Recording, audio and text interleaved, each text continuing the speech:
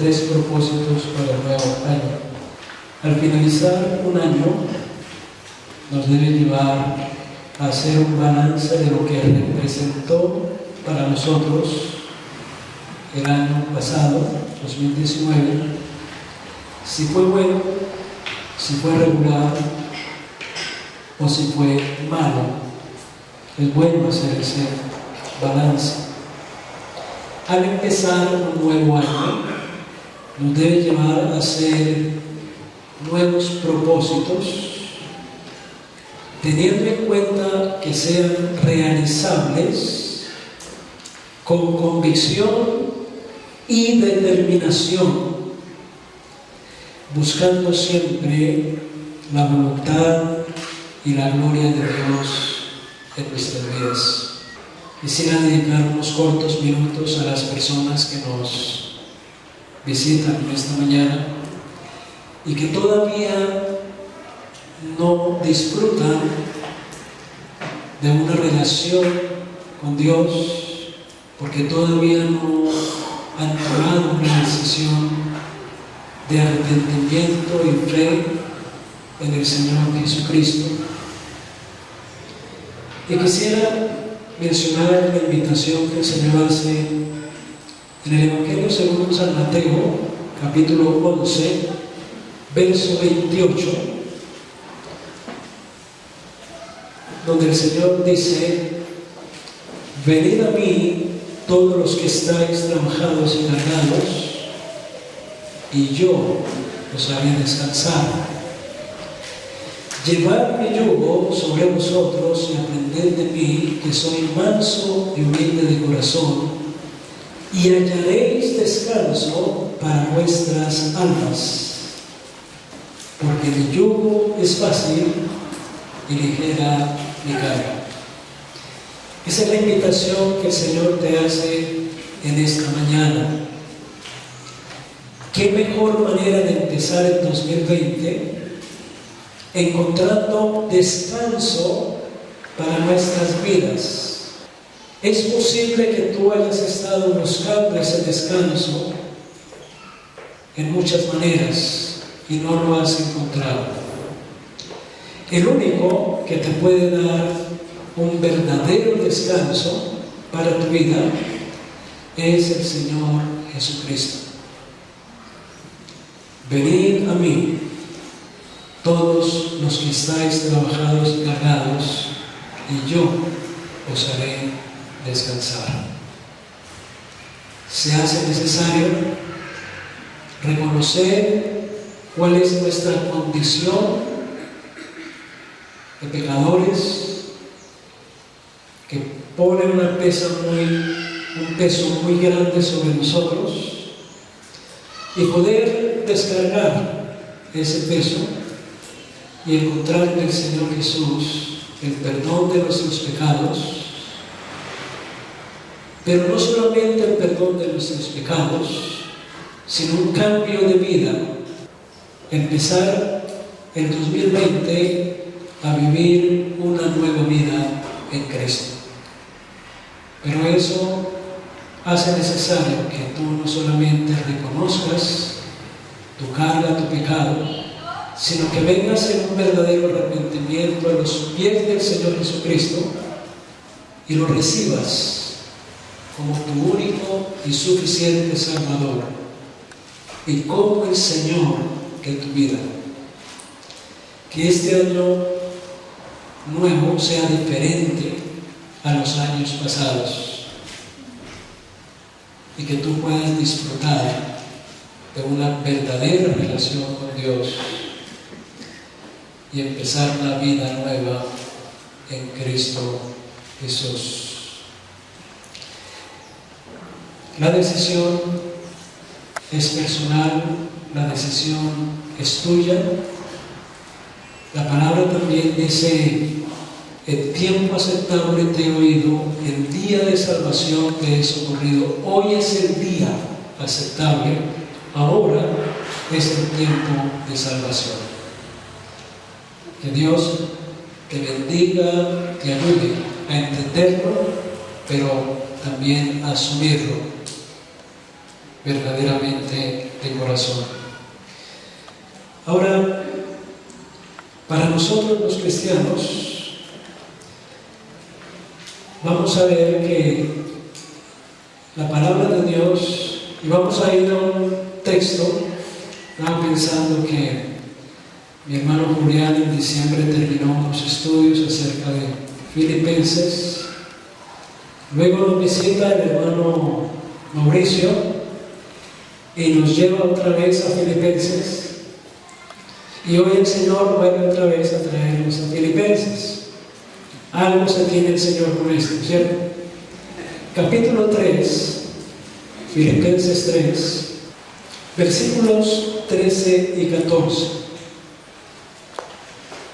Dice: hermanos, yo mismo no pretendo haberlo ya alcanzado, pero una cosa hago, olvidando ciertamente lo que queda atrás y extendiéndome a lo que está delante, prosigo a la meta, al premio del supremo llamamiento de Dios en Cristo Jesús. Entonces, la exhortación que Dios nos hace en esta mañana a nosotros los creyentes es que debemos olvidar lo que queda atrás. Déjenme decirles que 2019 ya es historia. Y por lo tanto nosotros debemos ocuparnos en el presente y proyectarnos al futuro, olvidando ciertamente lo que queda atrás y extendiéndome a lo que está adelante, prosigo a la meta. Eso es lo que Dios quiere de cada uno de nosotros como hijos de Dios. Olvidar lo que queda atrás. ¿Qué cosas son? ¿Qué podríamos pensar? ¿Cuáles son esas cosas que tienen que quedar atrás?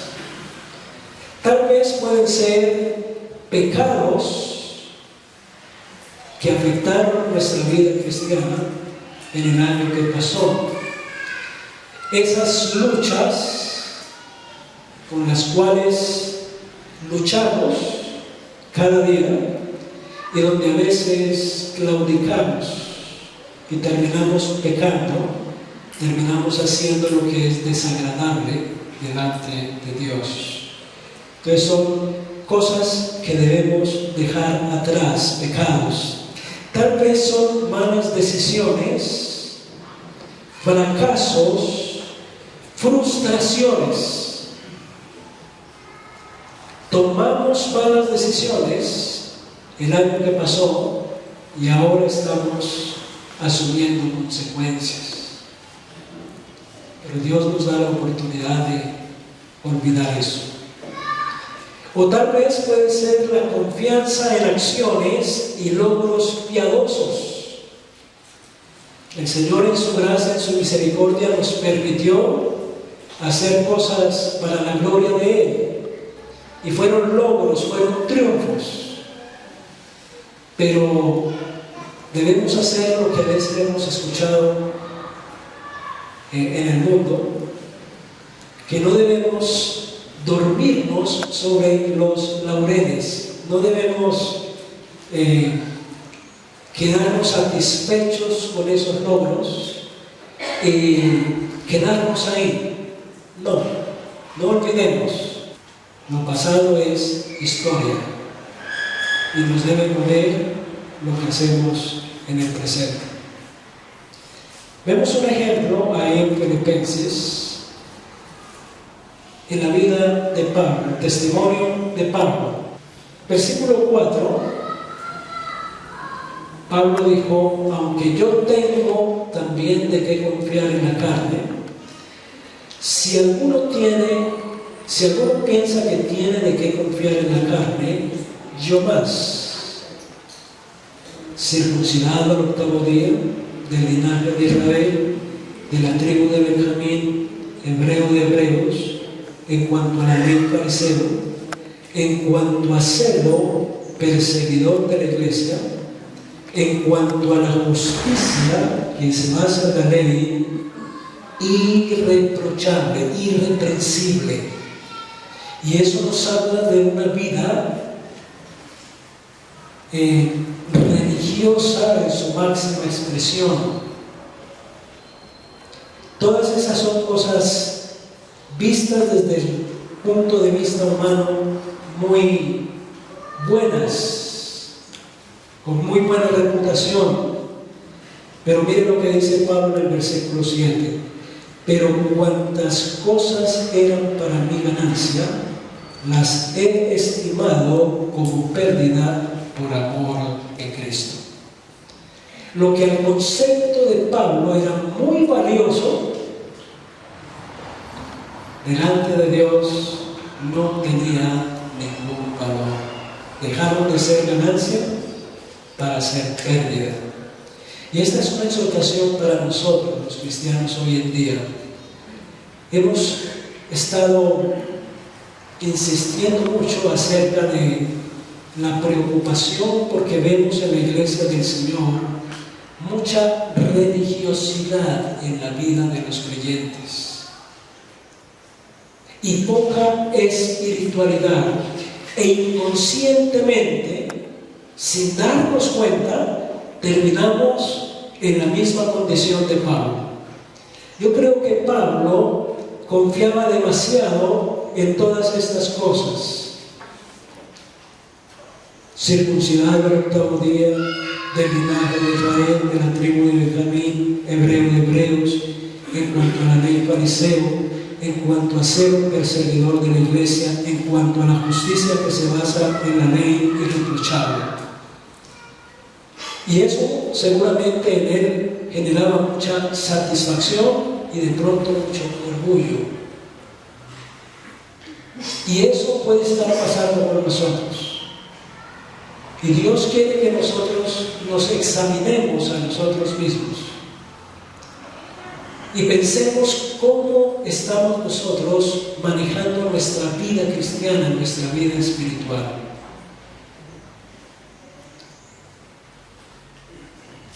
Y Pablo dijo: pero cuantas cosas eran para mi ganancia, las he estimado como pérdida por amor de Cristo. Era una vida egocéntrica. Pero en los versículos 8 al 11 vemos la otra parte. Y ciertamente aún estimo todas las cosas como pérdida por la excelencia del conocimiento de Cristo Jesús, mi Señor. Por amor a Él lo he perdido todo y lo tengo por basura para ganar a Cristo y ser hallado en Él, no teniendo mi propia justicia que se basa en la ley, sino la que se adquiere por la fe en Cristo, la justicia que procede de Dios y se basa en la fe.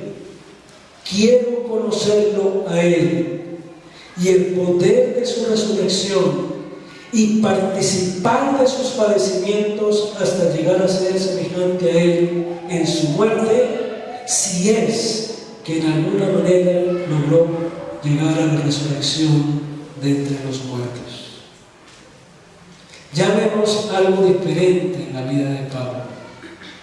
Él no solamente se dio cuenta de su equivocación, de su problema, de su pecado, sino que pudo ver cuál es la verdad y a qué tenía que apuntar él. Y era confiar verdaderamente en Cristo y únicamente en Él, para que su justificación dependiera absolutamente de Cristo y su vida estuviera regida, dirigida absolutamente por el Señor. Ser hallado en Él. Y eso nos habla de una vida cristocéntrica, donde Cristo sea el centro, donde Cristo sea verdaderamente el Señor de la vida. Eso es. Esa es la verdadera justicia. Y dice: y extendiéndome Versículo 13, olvidando ciertamente lo que queda atrás y extendiéndome a lo que está delante. Y eso nos habla de un propósito de cambio. Hermanos, el Señor no quiere que nosotros seamos los mismos del 2019. Él quiere que el 2020 se caracterice por una nueva vivencia, por una nueva experiencia de vida con el Señor. Todo eso del año pasado debe quedar atrás. Y debemos empezar el 2020 con una nueva perspectiva, con unos nuevos propósitos, con unas nuevas metas. Pero eso demanda que haya propósito de corazón de cambio. Si no hay ese propósito de corazón, no va a pasar nada. Vamos a seguir siendo los mismos. Las mismas cosas que pasaron en el 2019 se van a presentar en el 2020. Y el Señor no quiere eso para nosotros. ¿Están entendiendo? ¿Estamos claros? Dios quiere que nos extendamos a lo que está delante. Efesios capítulo 5, versículos 15 al 20. Mirad pues con diligencia cómo andéis, no como necios, sino como sabios, aprovechando bien el tiempo, porque los días son malos. ¿Cómo son los días en los que estamos viviendo? Terribles, ¿cierto? Malos. Por tanto, no seáis insensatos, sino entendidos de cuál sea la voluntad del Señor. Entonces, un propósito para este año debe ser conocer, entender y hacer la voluntad de Dios en nuestras vidas. Cuando hablamos de conocer, eso tiene relación con una intimidad con la palabra de Dios.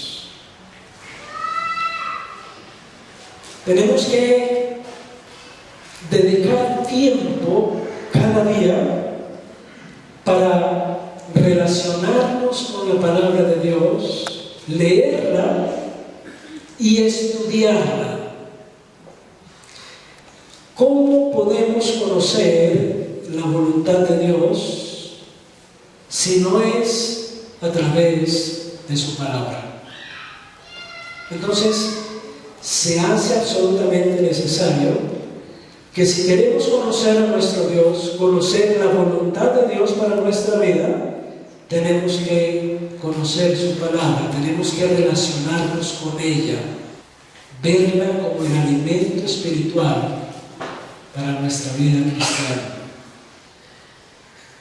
Pero también necesitamos entender la palabra de Dios. Y eso nos habla de la necesidad de ser sensibles a lo que Dios dice en su palabra, a lo que Dios me está hablando a través de ella. No es solamente conocer algo intelectual, algo de información. No, ser sensibles a la palabra, permitir que esa palabra alcance nuestro corazón, que esa palabra actúe en nuestras vidas y entonces nos lleve a la tercera cosa, que es el hacer, practicar la palabra de Dios en nuestras vidas. Y eso tiene que ver con creerle a Dios verdaderamente, confiar en Dios, desarrollar una verdadera fe en Él. Pero se hace necesario ese proceso. conocer, entender y hacer. Versículo 15 dice, viviendo como sabios, pero vamos a ver ahorita más adelante. Ahora, aquí, mis amados hermanos, las decisiones son determinantes. Esto debe ayudarnos para estar claros en las decisiones que debemos tomar en nuestra vida. ¿Qué debo estudiar siendo joven? ¿En qué debo trabajar ya una persona mayor? ¿Con quién me voy a casar? Para los jóvenes que están pensando ya en organizar su vida. ¿En dónde voy a vivir? Especialmente cuando estamos viviendo tiempos de mucha inestabilidad. Y vemos como la característica de hoy en el día, en el mundo, son los éxodos. La gente saliendo de un lado para otro, buscando la solución a sus necesidades, a sus problemas. Pero uno ve con tristeza, con preocupación de muchos cristianos que por no conocer, por no entender y por no hacer, se han ido para otros países y su vida espiritual ha sido grandemente afectada. Y el propósito de Dios para sus vidas no ha sido llevado a cabo. Miren la importancia de las decisiones que son determinantes. Déjenme decirles, las decisiones no se deben basar en la lógica y la razón, no se deben basar en lo conveniente, sino que deben basarse en la fe, en la confianza en Dios. No tengo la menor duda que Dios promete bendición a sus hijos en el lugar donde Él los pone, donde Él los coloca. Y puede ser humanamente, razonablemente, el sitio más complicado, más difícil, más necesitado, pero si Dios lo pone ahí Dios lo va a bendecir grandemente y lo va a usar. Pero para eso necesitamos conocer, entender y hacer la voluntad de Dios en nuestras vidas. Y ojalá que ese sea un propósito para este nuevo año. En el versículo 15 dice, viviendo como sabios. Mirad pues con diligencia cómo andéis, no como necios, sino como sabios. Versículo 16, aprovechando bien el tiempo, porque los días son malos. Y tercero, haciendo la voluntad de Dios. Por tanto, versículo 17, no seáis insensatos, sino entendidos de cuál sea la voluntad del Señor. Y en Romanos 12 dice que la voluntad del Señor es ¿qué? Buena, agradable y perfecta. Esa es la voluntad de Dios. Que el Señor nos ayude, hermanos, a estar claros en esto, a disponernos para conocer, entender y hacer la voluntad de Dios en nuestras vidas. Lo que debemos proponernos es hacer todo para la gloria de Dios. Primera de Corintios, capítulo 10, verso 31.